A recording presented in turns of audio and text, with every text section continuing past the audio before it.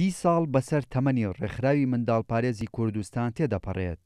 ئەم ڕێکخراوە لە سەرەتای دامەزراندنیەوە تا ئێستا چەندین پرۆژەی تایبەتی بۆ خزمەتکردن و لەخۆگرتنی منداڵان و چارەسەرکردنی تەندروستیان لە ناوخۆی هەرێم و دەرەوە ئەنجام داوە و توانوویەتی بەپێی سەردەمەکان خۆی ڕێک بخاتەوە و گۆڕانکاری بکات. دیارە 30 ساڵ لە تەمەنی ڕێکخراوی منداڵپارێزی کوردستان توانیوێتی چەندین پرۆژە و بەرنامە و گۆڕانکاری نەوعی جۆری بکات لە ژیانی مناڵانە. ئێستا توانم بڵم لە ڕێکخراوی منداڵپارێز زیاتر لە 1300 مناڵمان هەیە. ئەم مناڵانە ماگانە هاوکاریەکرێن. لە ساڵی 2005 کە تەندروستی بەرنامەی تەندروستی لە مناڵپارێز دامەزراوە کاری کردووە، زیاتر لە 5000 مناڵ تا ئێستا لە ڕێی مناڵپارێزەوە چارەسەر کراوە. ڕێکخراوی منداڵپارێزی کوردستان لە ڕێگەی هەر یەک لە پرۆژەی ئارا و پرۆگرامی پاراستنی منداڵ و بەرنامەی گەشەپێدانی گەنجان بەردەوامە لە خزمەتکردنی ئەو منداڵانە و بەخشینی هیوا و ئومێد پێیان.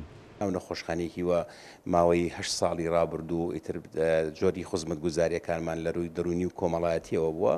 خۆشبەختانە ئیتر ئەم ئامانجە پێکاوە، چونکە پێشتر لە نەخۆشخانە و لە هەموو عراق دیارە ئەم خزمەت گوزاریە نەبووە. مناڵپارێزی کوردستان لە ڕێگەی بەرنامەی گەشەپێدانی توانای گەنجانەوە برەویاوە بە بەهرە و تواناکانی گەنجان لە ڕێگەی ئەم بەرنامەیەوە سنتەرەکانی چالاکی گەنجانی دروست کردووە. پرۆگرامی پاراستنی مناڵ لە شارەکانی سلەیمانی، هەولێر، دۆک، کەرکووک کە لە دوو پرۆژەیە خۆی بینێتە پرۆژەی گرتنەخۆ و لەگەڵ پرۆژەی پاراستنی مناڵ. پرۆژی پاراستنی مناڵیش چەند پرۆژەیەکە لە شارەکانی سلەیمانی و هەولێر و دۆک و کەرکووکە هەیە. لە هەر یەک لە پارێزگاکانی هەولێر و دۆک و کەرکووک و چەندین شار و شارۆچکەی تر ڕێکخراوی منداڵپارێزی کوردستان لەو ناوچانەش بەردەوامە لە خزمەتکردنی منداڵان. ڕێکخراوی منداڵپارێزی کوردستان لە شاری هەولێر لە سێ پرۆژەی جیاواز خزمەتگوزاری پێشکەش منداڵان دەکات.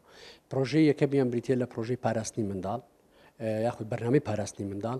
پرۆژەیشیان پرۆژەی منداڵی سەرشەقام و منداڵی کارکەرە، ئەو منداڵانەی کە لە مەترسیدان، و پرۆژەی دومیشان پرۆژەی دادوەری نێوجەوانان لەگەڵ چاکسازیەکان و هەروەها پرۆژەی ئەو منداڵانەی کە لەگەڵ دایکیان لە زیندانەکانی چاکسازین بەبێوەی هیچ بەریەکەوتنێکی یاساییان هەبێت. ڕێکخراوی منداڵپارێزی کوردستان ڕێکخراوێکی سربەخۆی ناحوکمی تایبەت بە منداڵانە و لە ساڵی 1991 لەلایەن خات و هێر و ئیبراهیم ئەحمەد و چەند کەسایەتیەکی خۆبەخشەوە بە دروشمی پاراستن و تەندروستی و پەروەردەی دروست دامەزراوە. لە سەرەتای دامەزراندنیشیەوە تا ئێستا هەزاران منداڵ و خێزان بەبێ جیاوازی سوودمەندی پرۆژەکانیان بوون. هێمن کەمال، کورتسات نیوز، سلەیمانی.